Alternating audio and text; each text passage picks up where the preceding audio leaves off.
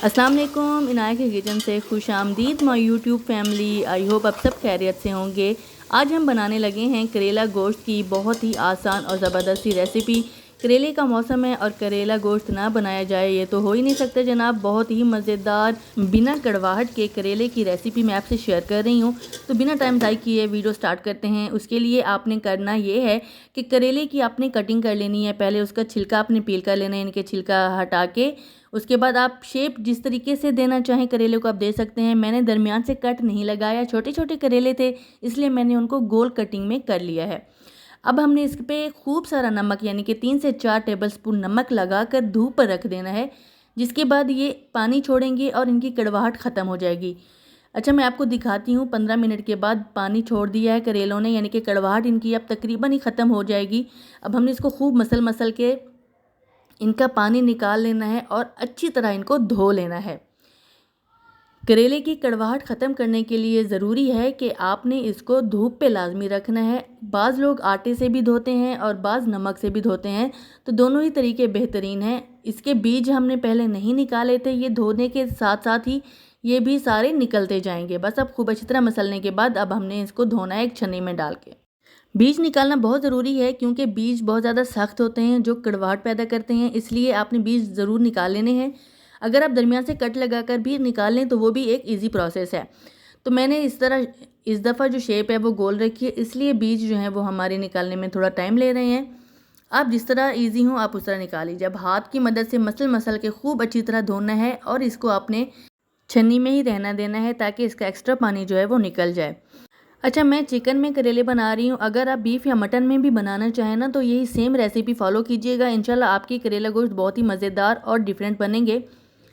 तो मैंने एक बड़ा प्याज जो है वो पिंक ब्राउन कर लिया है, ज़्यादा डार्क नहीं किया। उसमें चिकन डालकर हमने इसको फ्राई कर लेना है। चिकन पीसीस को मैं येलो करने के लिए इसके साथ ही हल्दी डाल देती हूँ ताकि चिकन की जो शक्ल है वो अच्छी नज़र आए और सालन की लुक बहुत ही डिफरेंट आती है।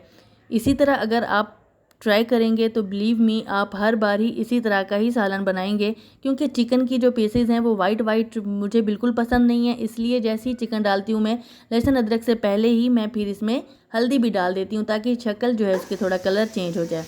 ये है जनाब मेरी भांजी महमिल ज़ारा जो मेरे साथ ही चिपकी रहती है हर वक्त कुकिंग के लिए। के साथ क्या कर मैं जब भी किचन में आती हूँ कोई काम करती हूँ ये मेरे पीछे पीछे रहती है हमेशा।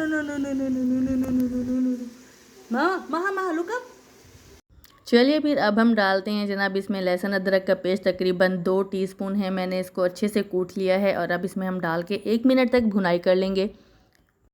पंजाब की गर्मी का तो आपको पता ही है, इतनी शदीद गर्मी और इतनी मेहनत वाले जो खाने होते हैं ना वो झटपट बनाए जाते हैं। इसलिए मैंने कोई ख़ास एहतमाम से वीडियो नहीं बनाई, बस डायरेक्ट मसाले निकालती गई हूँ और डालती गई हूँ। ये चीज़ आप थोड़ा इग्नोर कीजिएगा। अब बस इसमें हमने बेसिक से ही मसाले डालने हैं, नमक, हल्दी, लाल मिर्च, खुश्क धनिया और बस। और इसमें एक्स्ट्रा कोई चीज़ ऐड नहीं करेंगे। स्पाइसेस आप अपने हिसाब से रखिएगा। तमाम चीज़ें डालने के बाद आपने 3 मिनट तक इसकी खूब अच्छी तरह भुनाई कर लेनी है। मसाले की भुनाई करने के बाद हमने डाल देने हैं टमाटर, तकरीबन 4 अदद दरमियाने साइज़ के। अगर आपके पास बड़े हैं तो आप टमाटर 3 ले लीजिएगा। आप इसी तरह बीफ या मटन भी पका सकते हैं, वो फिर उससे भी टेस्ट बहुत ही अच्छा आता है। चिकन में बना रही हूँ इसलिए मैं चिकन को पहले गला रही हूँ। 10 मिनट के लिए मैंने इसको प्रेशर कुकर में दम लगा दिया। चिकन खूब अच्छी तरह पक चुकी है। 2 मिनट के लिए मैं इसकी भुनाई करूँगी और ये हमारा चिकन कोरमा बिल्कुल तैयार है। अब हमने कर लेना है जनाब करेले और प्याज की तैयारी। उसके लिए करना यह है कि 5 से 6 अदद दरमियाने साइज़ के या बड़े साइज़ के प्याज को बारीक काट लीजिए। कुकिंग ऑयल में डालेंगे और इसको हमने गोल्डन ब्राउन कर लेना है। याद रखिएगा ज़्यादा डार्क नहीं करना। बस ये जो आपको शक्ल इसकी नज़र आ रही है इसी स्टेज पर मैं अब इसको निकाल के डायरेक्ट कोरमे में डालती जाऊंगी। इससे जो है थोड़ा ग्रेवी भी ज़्यादा हो जाएगी और करेले में प्याज भी नज़र आएगी, जिससे टेस्ट बहुत ही ज़बरदस्त और डिफरेंट आएगा। बस प्याज मैं इसमें डायरेक्ट डालती जा रही हूँ।